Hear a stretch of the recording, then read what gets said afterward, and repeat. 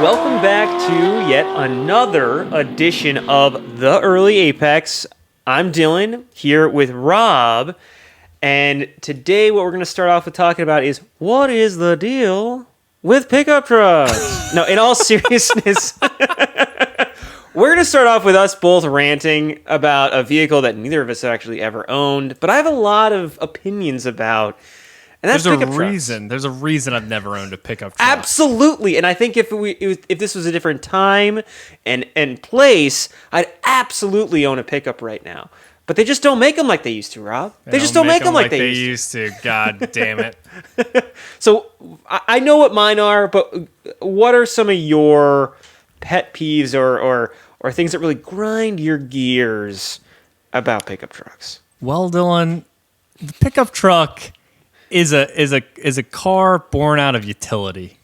You know, the pickup truck absolutely was a vehicle designed for work. You know, it's designed to put things in the bed, it's designed to get lumber shit done. and dirt and your produce, you know, from your farm in the bed of the truck.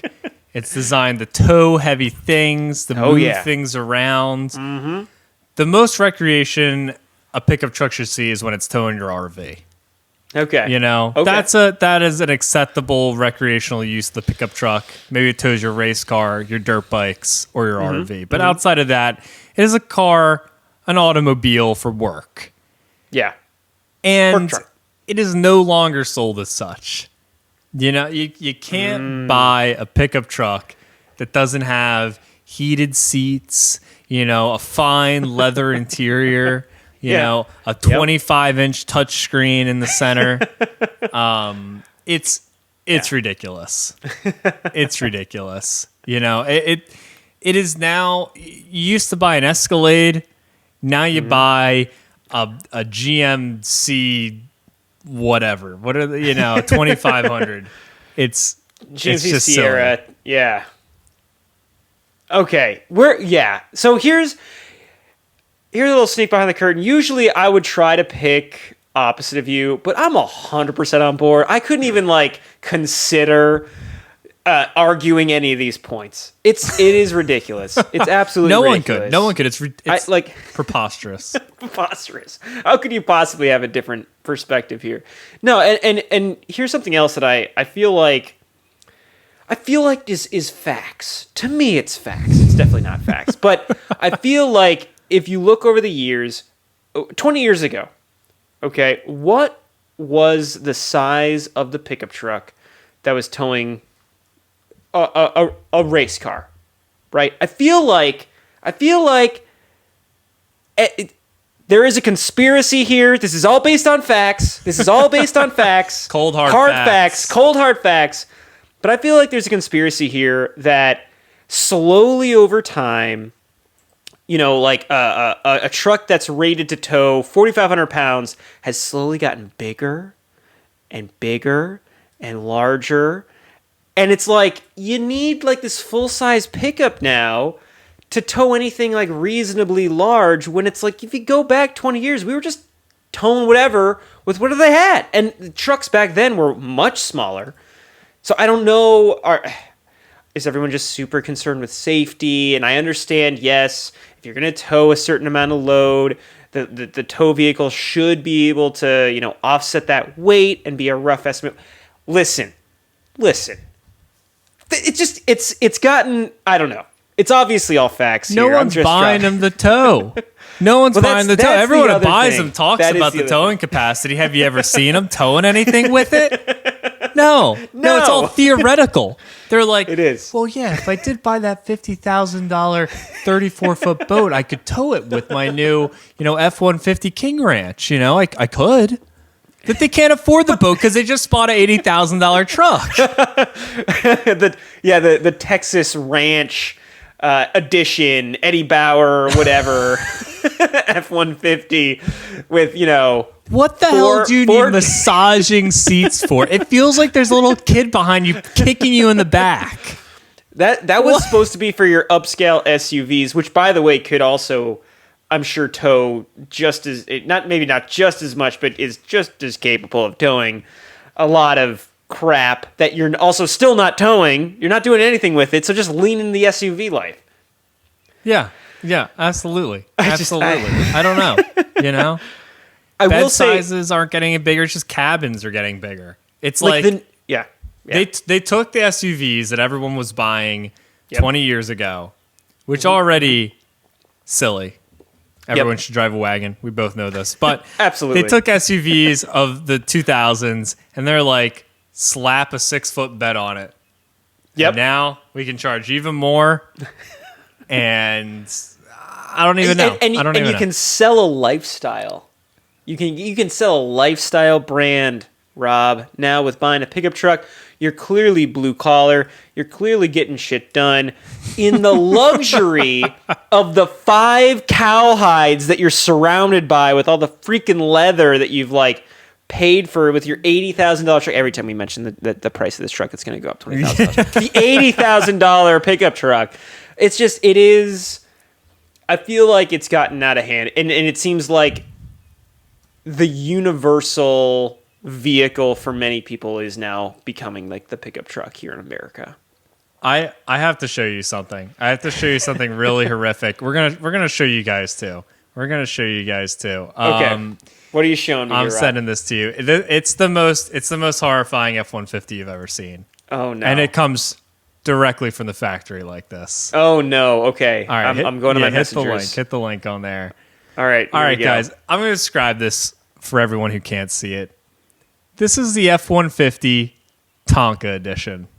That's right, Tonka. So, you played with Tonka trucks when you were 5 years old, 6 years old, and now you're a grown man with $100,000 to spare, and you think, what would I like other than the Tonka truck that I played with when I was a little kid? You can spend $100,000 on a bright yellow Tonka yellow F-150. This thing's got like a 6-inch lift on it, like 35-inch tires. It's got scoops on the hood. Oh boy. It is insane. Do I see 700 horsepower? Is that what it's making? Was it a supercharged Coyote or something in there? Life-sized 700 horsepower Tonka. Oh my God. The excess. The audacity. I saw one of these in person, and I took a photo of it to send to a friend and be like, "What? This truck is hideous." And he texted, he's like, "That is a factory option." Oh my God. They must have literally collaborated with Tonka because it has Tonka right on the side of it. 100%. Yeah. Tonka name. got like a nice, like licensing check from Ford for this, My goodness. Wow. It's just why can't I just go buy a simple truck with a cloth interior, a basic radio? Maybe I'll spring even for the extended cab, no rear seats, just a little room back there, so I can stick a toolbox that I don't want stolen. Yeah. And a nice long bed, 2-wheel drive. That's all you need. Yeah. Just 2-wheel drive. And it should be $30,000 with a real solid rear axle, like an actual truck, not a Ford Maverick. Not that isn't a good car, but not a solid rear axle. It's a truck. Well, see, that's in my opinion close to the right size of a pickup truck that I want. The Maverick. Yeah, Maverick is like if you go back. Okay, go ahead. You go first. I was just gonna say the Ranger right now is the same size the F-150 was 20 years ago. Yep. And probably not even. Probably like Ranger, 10 years ago. Yeah, the Ranger 20 years ago is the same size the Maverick is now. It's smaller. And that's why I'm saying, like, why did boats get bigger? Are all of your boats bigger? Are your motorcycles bigger? Like, is the shit you're hauling, did your house get bigger? You need to carry more lumber? Well, maybe it did. Yeah, but so, like... I don't get why everything needs to get bigger when the things it's carrying aren't bigger. Maybe the people are bigger. Well, that's obvious. That's definitely part of it. I mean, look, Ford stopped selling cars. They said, the hell with cars. No one wants one. We're just going to buy trucks. And that's the people who are buying the trucks aren't working with them. They're not for work. They're just driving A to B. I know truck owners, they're they work at insurance companies. They work at, finance companies. They wear a suit and tie to work. Oh, yeah. And they're driving, a dually, a diesel dually. A Tonka pickup truck. That's the guy at the investment law firm, Yeah. at the investment bank or whatever. Yeah. He's driving the Tonka truck. Yeah, and going back to your size creep that you're talking about, that's exactly what I mean by, like the size creep, and those trucks were hauling the same amount of stuff. I mean, maybe not. Maybe I'm wrong by saying that, but like the capacity, if you want to haul like something big, you got to get a full size truck. I think that's BS, because you go back 20 years. Sure, we had dualies back then too, but like the quote unquote like full size truck was way smaller, and I don't think it had a way lower capacity of like towing. It doesn't make any sense to me there. Find me someone who's towing over 5,000 pounds that doesn't use the truck for a business. It doesn't exist unless it's your RV. That's the only scenario I can think of. Like your race trailer fits, your dirt bikes fit, like anything you would tow works. The U-Haul trailer you're going to move with fits. Like you're not towing that much. Yeah. It's all just like, it's just a dick measuring game. It 100% is. The grills just keep getting taller, Okay, let's try to step back for a moment. I have a truck in mind, but I want to hear yours. If you could have any pickup truck of any era, okay, what would your pickup truck be and why? I can't answer this, Dylan. I can't answer this. That's okay. Go ahead. No, you go. It all will be revealed in time, but I can't answer this. Okay, that's fine. So for me, if I had to, and I'm going to say any, and then I'm going to do a more current version. Okay. But if I could have any pickup truck tomorrow, it would absolutely be the Toyota pickup truck from Back to the Future. 110%. And I don't think I need to explain to you why, Rob. Frankly, I don't think I need to explain to you why. That's like getting a Jeep and putting the Jurassic Park like livery and paint job on it. It's like, oh, okay, very unique there, son. You're really here comes the Tonka thought pickup out of truck. the box on that. Here comes the Tonka pickup truck. roll back around. No, it's fine. Okay, it's fine. That's an it's awesome fine. pickup truck. It's super cool. It's awesome. But here's the thing. Is awesome. That's been my go-to for the longest time. And oh yeah, it's like the right size and stuff. It's a smaller truck than I remember. It's a small pickup truck. I don't even know if I could tow the Miata in like an open bed trailer. So like maybe a more realistic like current truck. You would actually. I mean, I'll be honest. And even after everything we said, I wouldn't want to tow. I wouldn't want to tow anything with that. That sounds terrifying. it's the brakes truck. on that are probably it's shit. It's a small truck. It's got like a short wheelbase. It's got no power. Yeah. No power. Oh yeah. No, is it the 4-cylinder or the 6? My buddy had a 4-cylinder one of those. Sure, it's probably the 4. You're flooring it up every hill. Yeah, you're not towing much of that at all. So that's been like the dream truck though of mine, like back in my head, for obvious reasons. I'm a simp. What can I say? But the Toyota did release. I'll send you the link and I'll put it up on screen. They released a more current Tacoma, done up in like a similar color scheme with the KC rally lights. And like the upside down tail lights, and I'm like, that truck, I could drive that truck. I could get down for that, and it's not just because I want to go back to the future. It's a cool looking truck. Let me send that to you. I don't know. You may have just. I just looked it up. I mean, it's a cool truck. Yeah. I still think it's a little big, but that SR5, yeah, that is an awesome. It's a great looking truck. It's a great looking truck. Tiny little pickup truck. It really is small. It's great. My buddy has a Toyota of this era that is just as beautiful. And I mean, it's an awesome truck. It's a great truck. It's rad. Okay, so why could you not answer? I'm gonna ask you to reveal why could you not pick a truck? Why? What's up? What's the deal? Okay. All right. Clearly, your rant is not over, my friend. Go for it. No, I give you the floor. It's because we chose this topic unwittingly links perfectly with our FMK section for today. Oh no!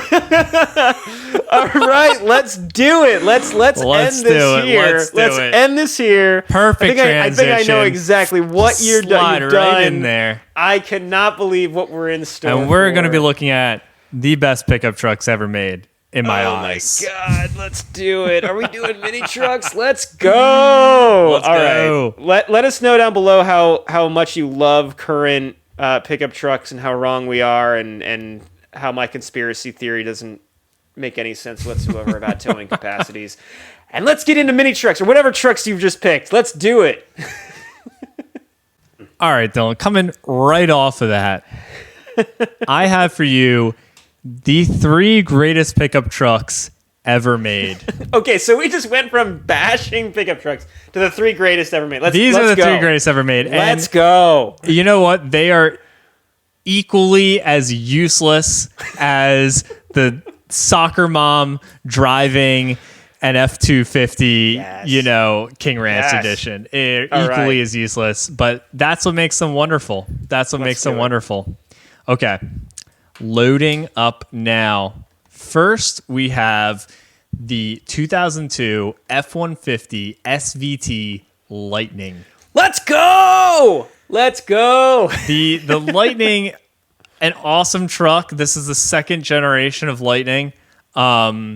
It's such a unique body style. I love this body style. It's a cool truck. 5.4 liter Triton V8. Oh yeah. All right. Great now, name. We're going to move right along. We have really a cult classic here. This is one that, everyone sort of will forget about, and then it comes back up, and it's like, holy crap, they made this. GMC Cyclone. 1991 GMC Cyclone. Awesome.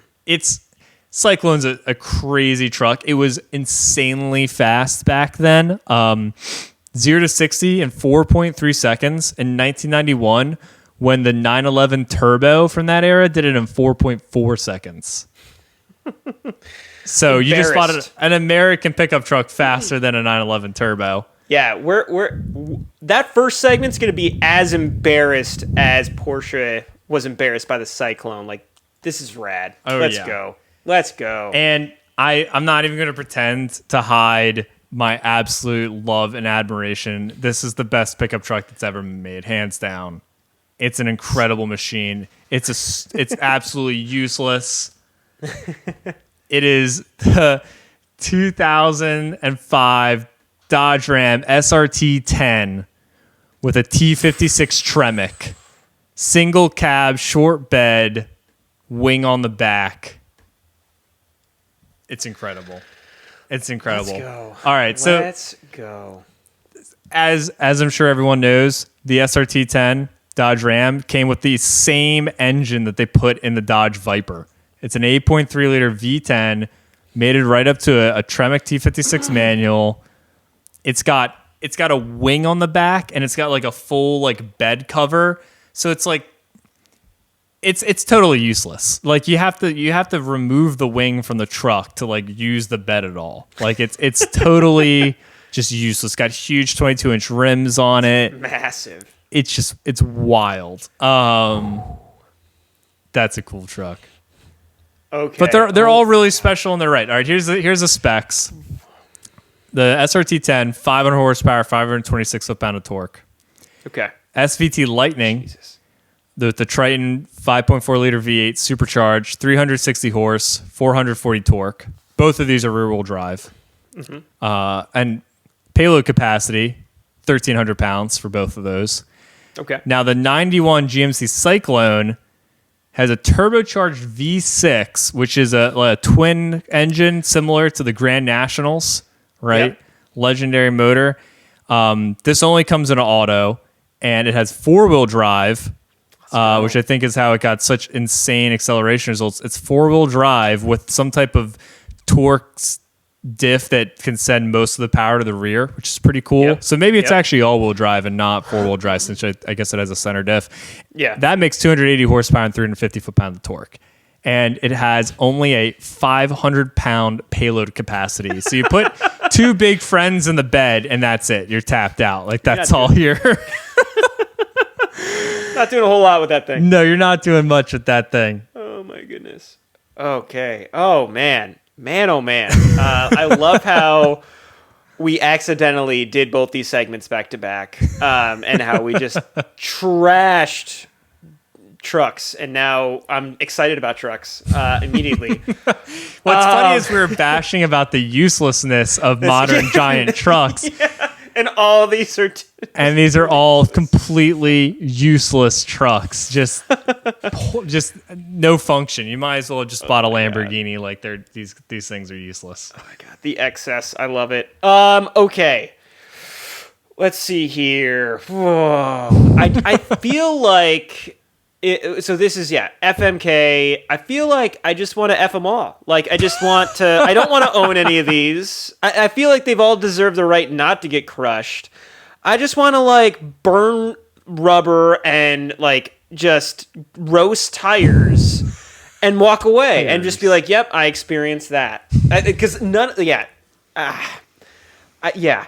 I cannot live with any of those beauties. I don't think I could justify a 500 pound capacity truck. I don't think I could justify owning a truck with a giant wing on it that's in the way of anything. So I think we're narrowing things down here. I guess if I'm on brand, it might be the Lightning to own. What about towing? Was that? I wonder that what was gets like the best capacity? gas mileage. Here, let's get some towing capacities for you. Let's get them real what's quick. some towing? Okay. Let's do some towings real fast. 91 Cyclone. And I'd be willing to bet that the Cyclone probably gets the best gas mileage. Okay, so the Cyclone has been quoted at 2,000 pound towing capacity. Okay. That's not 500 pounds in the bed, and I'll tell you, that's a little more than I was expecting, to be honest. Something back there. Yeah. What? Oh, SRT-10. Wait. Okay. Wait, why? Do they call it the Ram SRT-10 Viper? I've never heard it called the Ram and the Viper. Anyway, 7,500 pounds is what I'm seeing. Quick internet search. Okay. 75. I was seeing 8,100 pounds. Okay. That's a lot of mustard. That is a lot of mustard that you're dragging behind that wing. What about the Ford here? So, what about Brian O'Connor's Ford pickup? Towing capacity. 5,000 pounds. 5,000 pounds. Okay. 5,000. Okay. I mean, yeah, I still stand by what I said. I just want to roast tires of all three of these, but it is the Ford to marry, because it seems like it's the most usable it's the most like, oh yeah, I own a truck. That is the most truck-like, in my opinion, of the three. Like, I could tow the Miata. I could have my not race hauler, but like my, open bed car hauler. And then I get to be, Brian O'Connor. On my way to, Who is Brian O'Connor? Brian O'Connor, Fast and Furious, man. Oh. This is Paul Walker rolling up. Wow. This is first Fast and the Furious. I'm embarrassed. You picked the segment. Jeez. Wow. Shoot, now I'm trying to remember the name of how did I not remember that? I need to rewatch Fast and Furious like tonight. Yeah. R.I.P. Paul Walker. This is that truck. I just have to give you the gas mileage quotes on these. So okay, let's hear it. Your F-150 is going to get 11 city, 15 highway. Okay. So, oh boy. Okay. you can manage. You might have to take out refinance your house, but the Cyclone with its efficient turbocharged engine gets 13 city, 16 highway. Okay. And then the greatest truck ever made, 9 miles per gallon city, 15 highway. Okay. 9 single digits. Not even towing any. Could you imagine what you get towing with that thing? Are you getting 3 miles to the gallon towing something with that You'd have vehicle? to map out your route so you could hit gas stations, you get stranded. Yeah, I definitely am not marrying that. Oh my God, that Dodge. My God, absolutely not. Absolutely not. Now it comes down to having to choose the actual crazed psychotic break of a drive that I get with one of these two. And it's not an obvious answer. I really cause yes, one's a Viper pickup truck. That is insane. But the other one is an all-wheel drive pickup truck that just destroyed sports cars and they didn't have hypercars at the time, but sports cars and from 91. Top tier, yeah. From 91. Okay. The Cyclone is such a unique experience. Because they both are. But one's an all-wheel drive turbo oh my God. You really got me on this one. Sounds like you're having a psychotic break right now. I might be. I think I've done it. I think I've got the hardest to pick one because they're all the same. This is definitely the hardest FMK that I've had to choose from to this day. I'm gonna do it. We're crushing. We are crushing the Ram, man. Crush it. Crush it. Because here's the thing. Here's my reason. And I'm not just doing this because you're so over the moon for this truck. The reason why I'm doing it is, oh my God, they're so close though. The Cyclone is just that much more unique of an experience. I think you could have a very similar experience with the Dodge SRT Viper SRT-10 that I had that I chose to have that wild, crazed mental break of a drive with. You're doing the same thing, but it's a pickup. That's really yes, it's crazy that it's a pickup, but you're doing the same thing. You picked the Viper, and now you're just in a pickup truck. Now you're just in a pickup truck, which is crazy. I'm not saying it's not. This is crazy.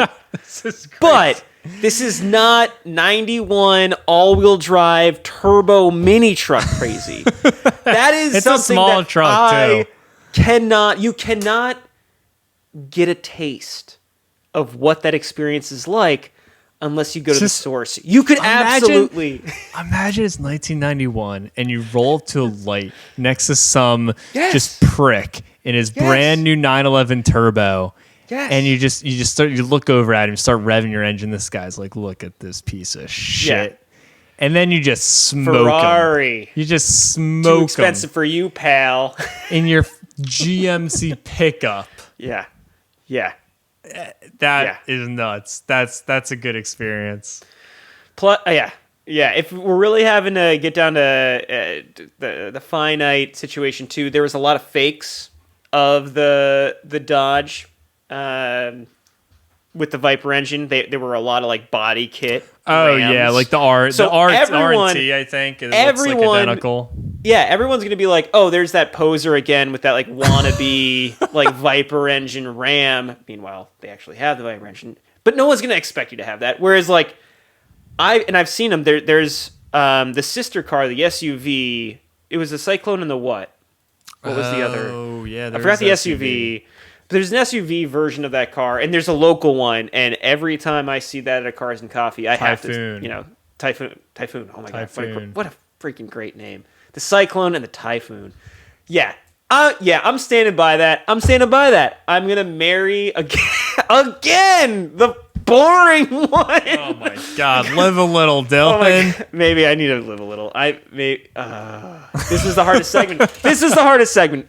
Because I'm not going to marry that goddamn 9 miles per gallon. I'm not doing it. And what? I'm going to marry a truck that I can't put more than 500 pounds in the bed. No, I'm not doing that either.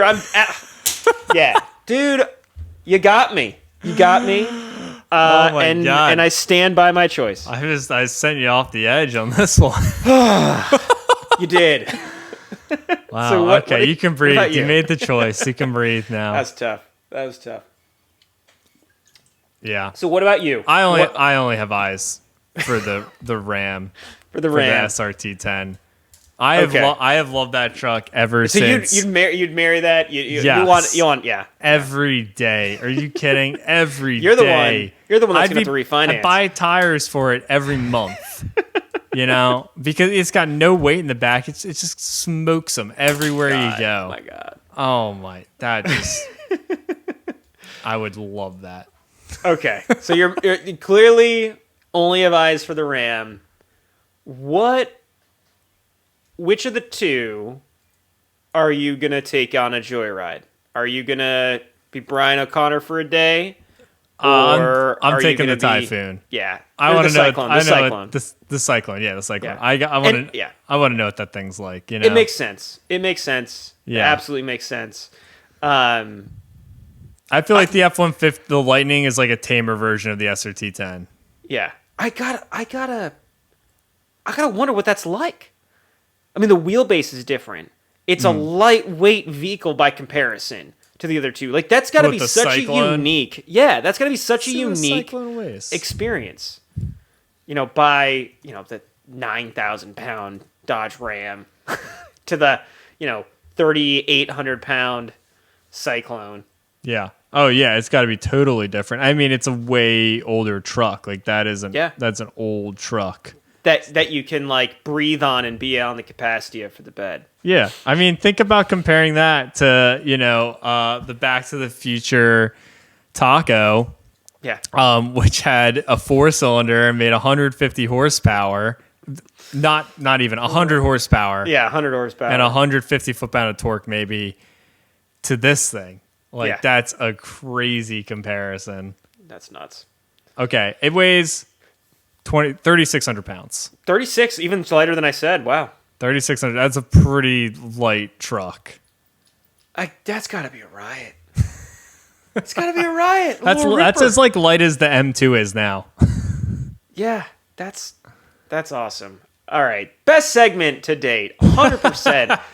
Who knew that a pickup truck that we both just ranted about the pickup trucks, the state of pickup trucks in today's market was the hardest segment. Guys, I want to know, are there any other like racing pickup trucks that I missed here? Like, does another brand have one? There is one that I'm aware of. Oh. That kind of kicked off this whole segment and had as a similar situation to the Cyclone, but it was to the Corvette of the time. And this is back during smog when cats were coming out in the first times in like the late 70s. Yeah, it was like the killing of horsepower. Dodge, as Dodge does, found a way around it and still had a rowdy car, but it wasn't a car, it was a pickup truck. I think they call it like the Little Red Pickup. And it was faster than the Corvette of that same era. So it was this hot rod pickup truck that Dodge came out with, and I would say that is the origin of the fast pickup. Interesting. Little Red Express. Little Red Express, there you go. That's what I'm saying. What a crazy truck.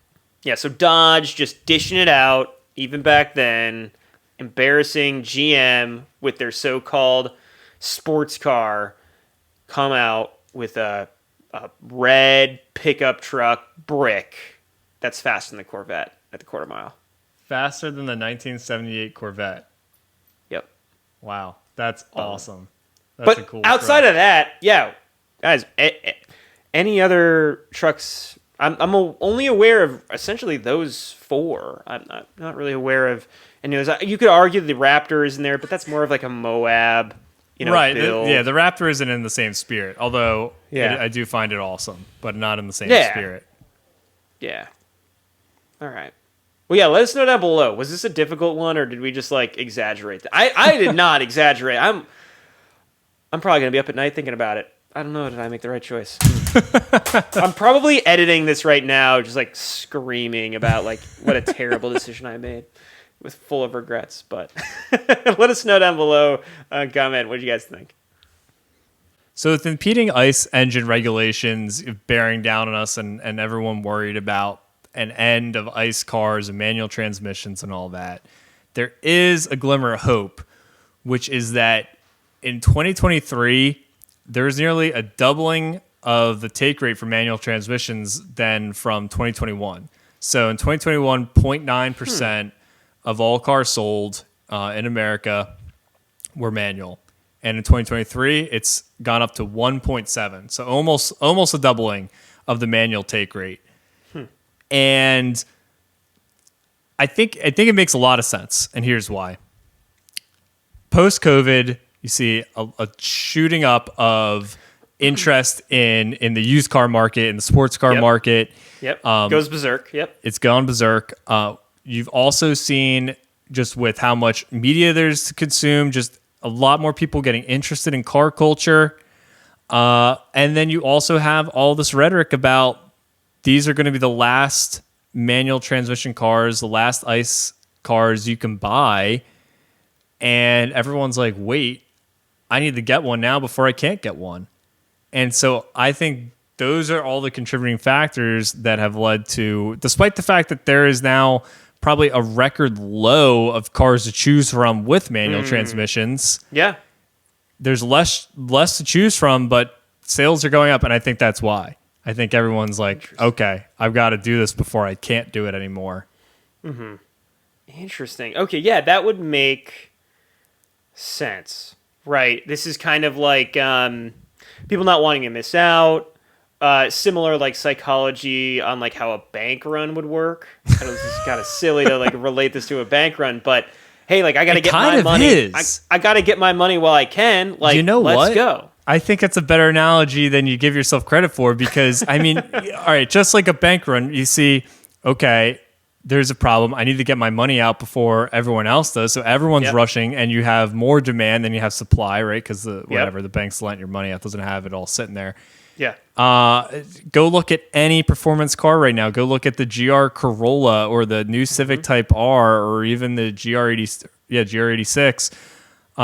You can't get one, right? No. You can't get your hands on one because there's more demand than supply. Everyone's like, I have to get it. There's going to be no more. Mm-hmm. Bam. You know, it's a bank run. It's a bank run on performance cars. I think even Toyota, when they released GR Corolla, I believe they said they were going to have production. I think don't quote me on the number. 8,000 units a year was the goal, and they've had such high demand. They're like, hold up, we didn't say we're only going to make that many. We're happy to make more, and we're going to make more. We're going to make as many as we can because they've seen such high demand. I mean, the thing is, the thing that's nice is, unlike a bank run where your bank doesn't have the cash, it's all tied up in assets, or a bunch of guys being ass hats with the assets. Unlike that, just Toyota, just keep making them. Just keep making them. Yeah. I know that sounds easy for someone to hell with these damn supply chains, but Dylan. Just make the freaking cars. Yeah. If they're able to, people want to buy them. And I think the other thing too is, you've got dealers marking them up. If there were more opportunities to buy them, there would be less of an ability for a dealer to mark them up, and that would increase even more sales. So I think you could definitely see this momentum building for these cars. Yeah. And I think that would also affect the second ownership experience of these as well. Yeah. I really am probably going to be in the market for a car 2 years from now-ish. I want to be considering the cars that are coming out right now. And if there are more on the market, then that means that initial depreciation is going to be bigger, which is great for the market to support, the newer enthusiast cars as well. So yeah, absolutely.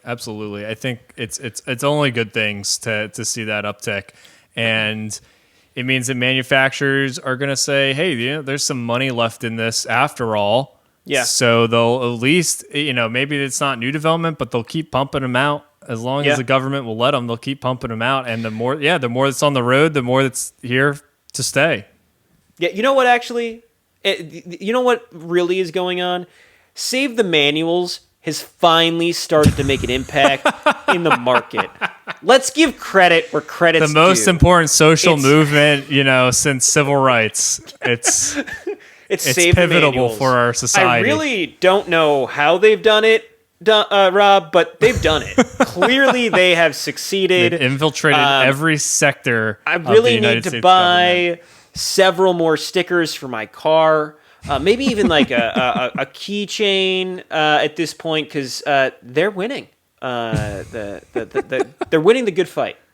No, in all seriousness, I love the sticker, and I've had the sticker on my car before, but I have no idea what they do. Their website seems somewhat serious about saving the Manuals, and obviously anyone can get is behind it that. a real organization? I thought it was just like a sticker someone made. And it was just a thing everyone said. It wasn't like an organized I'm going group. to save the manual. I didn't realize it was like PETA or something. I feel like there is there was a vibe to that. It might have been a spoof. I'm gonna look into this right now in real time, so you kind of jump in there. Oh no, the Manual Gearbox Preservation Society. Oh god. Well, when they put it like that, I'm not interested. I mean, Jesus Christ. Gearbox, those are a bunch of guys driving like Porsche 928s or something who are like, this car is bone stock, and they're like, this is, I don't even know. That's hilarious. I think at quick Googling, it's just like The Onion. It's just okay. It's satire. It's just satire. Yeah. I mean, the curb is and I'll put it on screen for those of you who are watching on YouTube. It's basically just like a shop, like an internet shop where you can buy like swag and stuff. Yeah. It's a ploy to sell some merch. Yeah, it's just merch. But no, it clearly the merch is working. My dollars aren't going towards, lobbying Congress. What is this? Is outrageous. Oh my gosh! But no, in all seriousness, this is exciting. I know an episode or two ago, I was trying to tell you that I think the future is more hopeful, and I think the immediate future is looking good as long as companies like Toyota can continue to create and build these cars. Yeah, I think they're going to sell. I think the next 5 to 10 years are still going to look really good. All right, maybe this will really be the last steam in the 1320, but I think you'll still see more economical things like the GR86 and the GR Corolla and that whole segment. Like, I think we'll continue to see them survive and maybe thrive, at least in sales numbers, for that period. Well, if you were to tell me several years ago that Toyota is going to have, how many do they have now? 3. They've got 4? They have 4 cars, 4 sports cars or sport-oriented cars on the market. GR86, Supra. And then the one that's in Europe only. The Yaris. The GR Yaris. Oh, yeah, the GR Yaris. So they have 4. Yes. Unfortunately, they only have 3 here. But still, from Toyota's perspective, that's 4. If you're to tell me that Toyota's going to come out with 4 sports cars at once, or sport-like, enthusiast cars. Yeah. And they're going to have no problem selling them. I haven't heard of any problems with Supra selling. They maybe it hasn't been like crazy or anything, but absolutely for the GT86 10 years ago, they didn't have and anything. The Corolla. Yeah, the Corolla's coming out. Speed Academy was talking about how they got one. This is like a YouTube channel, my favorite YouTube channel. But it took them. It was really hard for them to get an allocation. They were like, please take my money. Take my money. They couldn't get an allocation easily. They ended up with one, but even someone in the know in the automotive industry is struggling to get their hands on one of these cars. That's a good sign. It's a good sign. I didn't think it would be a sustainable option for a car to have, for a car company to have 4 enthusiast cars selling well in 2023. Yeah, yeah. And I think even if you aren't a manual driver, but you're an enthusiast, it's good news for everyone because manuals are synonymous with enthusiast cars. And to see those sales go up, I mean, I'm sure you could look at enthusiast cars and you'd see a similar trend that sales are going up, and that's good. That's good, because they'll keep making them. Yeah. Now, not to put us on the spot here, but isn't the Corolla, the GR Corolla, only in stick? Yes. Yeah, it is. It's only in stick, and so is the Civic Type R, only stick. I was going to say the Civic Type R. The Kona is only, I'm just going through like what's current right now. The Kona N is only auto, but the Elantra I think is offered in both. Yeah, it is. Yeah. GR86 is offered both. Well, it's just interesting. Golf R is still offered in a manual.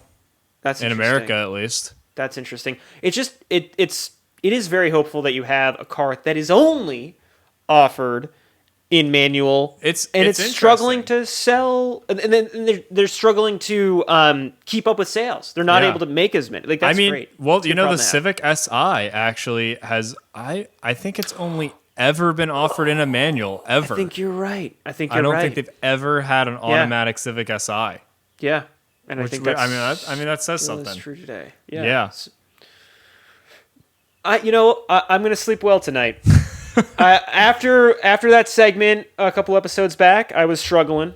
I was on the struggle bus, but yeah. And we just have the Manual Preservation Society to thank, Rob. My heart can rest easy tonight. Those stickers, they're doing their thing. That swag. It's what we have to thank for. Cool. Well, yeah, let us know down below. Maybe there's something we're overlooking. I don't think so, though. I think this is kind of the reasoning behind it, but maybe I don't know. Maybe we're missing something here. Rob, what do you think? I don't know. I hope not. Yeah. You're gonna go buy one? Go buy a new manual. Do it. Do it. You should. Yeah. You should. Well, great. Hey, that brings us to the end of yet another edition of the Early Apex. Thanks for listening, everybody. Yeah, thanks, guys. And for those of you on YouTube, thanks for watching. If you are listening to this on a podcast, especially this episode for sure, but we're always dropping in some stuff. We put some B-roll. We had a little extra spice for you guys on YouTube, so you can see the stuff we're talking about and see our ugly mugs. Yeah. Yes, absolutely. It's Yeah. it's what you it's the reward for putting up with the ugly mugs. Is a little bit of juicy B-roll. Cool. Well, hey, thanks for listening. See ya.